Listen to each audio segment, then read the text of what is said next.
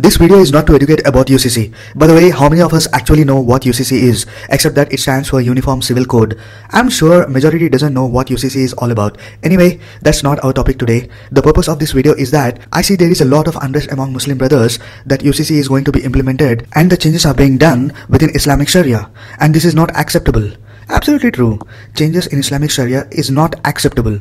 But if I say that this is an election jumla, will you agree? Even if you don't agree, it appears to be election jumla because UCC is in BJP's manifesto since long time. BJP is in power since 9 years and yet they have done nothing all these years. Why is it raised now? Did you know there is not even a draft prepared by BJP? These questions are enough to prove that it is an election jumla. It appears that they want to see the reaction. Surprisingly, Muslim brothers are giving overreactions at the moment.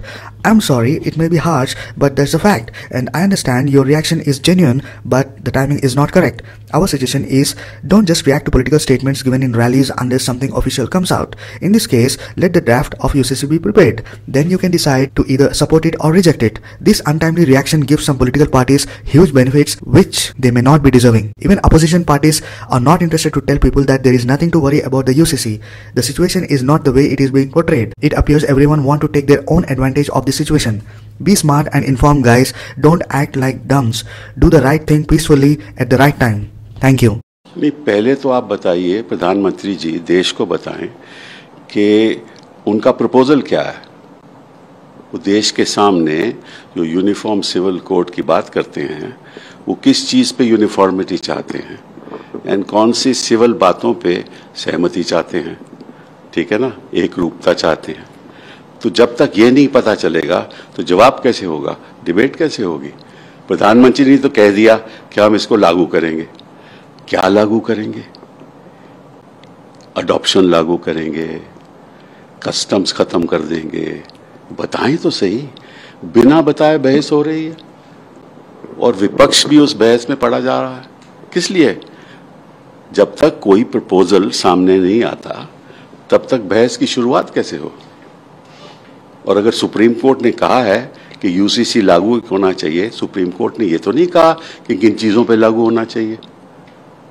ये तो constituent assembly में नहीं कहा था कि लागू होना चाहिए, ठीक है ना। ये तो आर्टिकल 44 कॉन्स्टिट्यूशन का जो है उसमें भी लिखा है कि लागू होना चाहिए, प्रयास होना चाहिए कि सारे देश में लागू हो, यही लिखा है ना।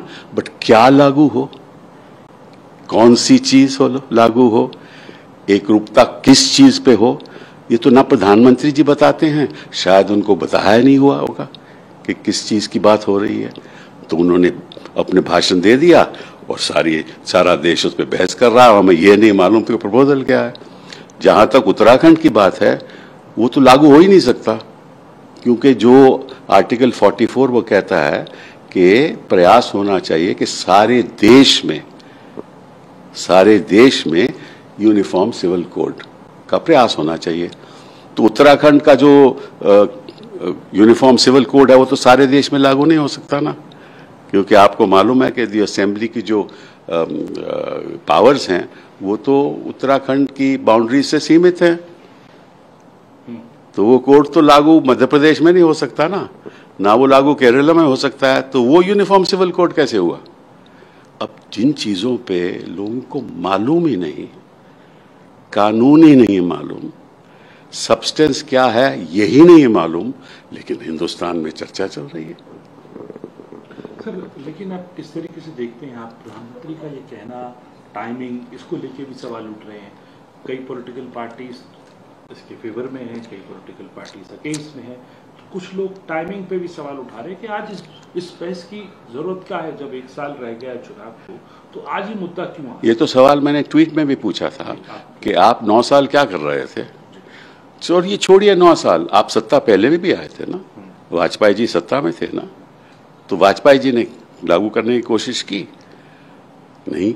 और पिछले 9 साल में आपने सहमति बनाने की कोशिश की, जो स्टेक होल्डर्स हैं सिविल सोसाइटी के, उनसे बातचीत की आपने नहीं। तो अब क्योंकि 2024 आ रहा है तो कब्रिस्तान और शमशान घाट की वो तो डायलॉग ख़त्म हो गया, अब नया डायलॉग शुरू करना है इन्होंने। तो नया डायलॉग, और मुझे ताज्जुब इस बात का है कि विपक्ष कुछ विपक्ष के लोग इसके हक में हैं, कुछ खिलाफ हैं, लेकिन मालूम नहीं किसके हक में और किसके खिलाफ हैं, क्योंकि यही नहीं मालूम कि प्रपोजल क्या है। सर, स्टैंडिंग कमेटी की मीटिंग भी बुला ली गई और उसके अंदर जो लॉ एंड जस्टिस की स्टैंडिंग कमेटी को, पार्लियामेंट की कमेटी जो है standing committee law and justice की, उसमें बाकायदा ये एजेंडा रखा जा रहा है और उसमें जो है चेयरमैन जो है सुशील मोदी हैं और इस बात को बुलाया गया है।